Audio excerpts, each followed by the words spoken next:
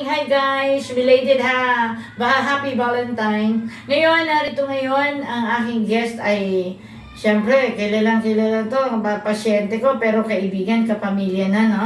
Lahat ng pamilya nito, sa both sides, mga pasyente ko. So, unahin natin si ma'am, ladies first, no?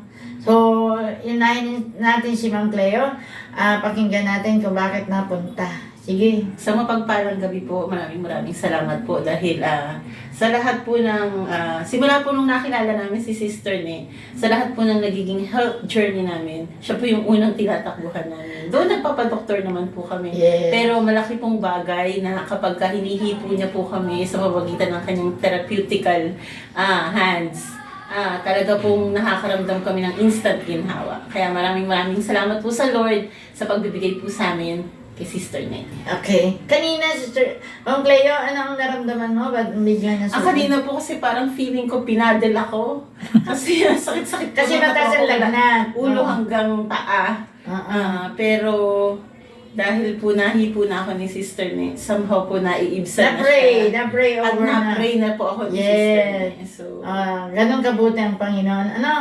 God is really a miracle working God. O ngayon, pakinggan naman natin si Brother Michael Samera.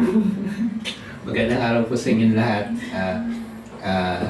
Magandang gabi. Gabi na pala, gabi. yeah, gabi na. Anyways,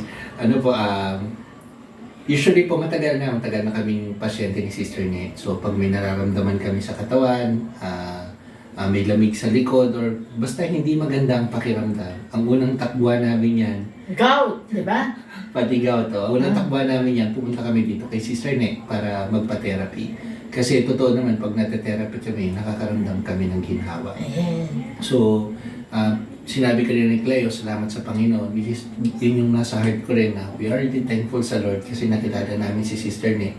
Hindi lamang dun sa pag-therapy sa amin, but while you are having your therapy, nandiyan yung advice, nandiyan yung Word of God, and we really appreciate it. No? So kaya pagpunta mo rito, nagpa-therapy ka, hindi lang yung masakit sa'yo, sa katawan mo ang gagaling.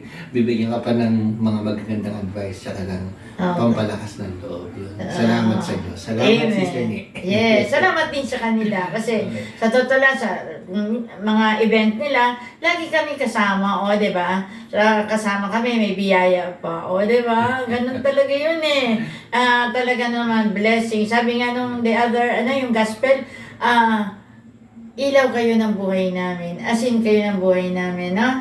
The salt and light. Di ba? Kaya pati mga anak niya, naku, mga baby pa, pasyente ko na, hinahalikan ko pa mga kilikili nun. Ngayon hindi ko na mahalikan, you know why? Kasi so tall na. 6'1 na yata yun, si Franz, no? Pero 6'1, pero pasyente ko pa rin hanggang ngayon. Kaya maraming salamat. Kaya I will continue to vlog the goodness of God. Kaya sa lahat na may problema, don't forget to like, share, subscribe, and watch the videos. Yeah. At darating na magbi-video po ako ng mga stroke, kung paano, para kayo din matuto. Watch and learn. Para kayo din, kahit sa bahay, kung may masakit kayo, alam nyo na ang gagawin nyo. Hindi na kayo pupunta dito para kayo na mismo marunong na kayo mag-therapy sa sarili. O, di ba? God bless. Salamat po. Marami. At salamat din po kay Sister Dee. Yes. No bashing! Cameraman. No bashing! Ano yan? Alam po, yun. Yes.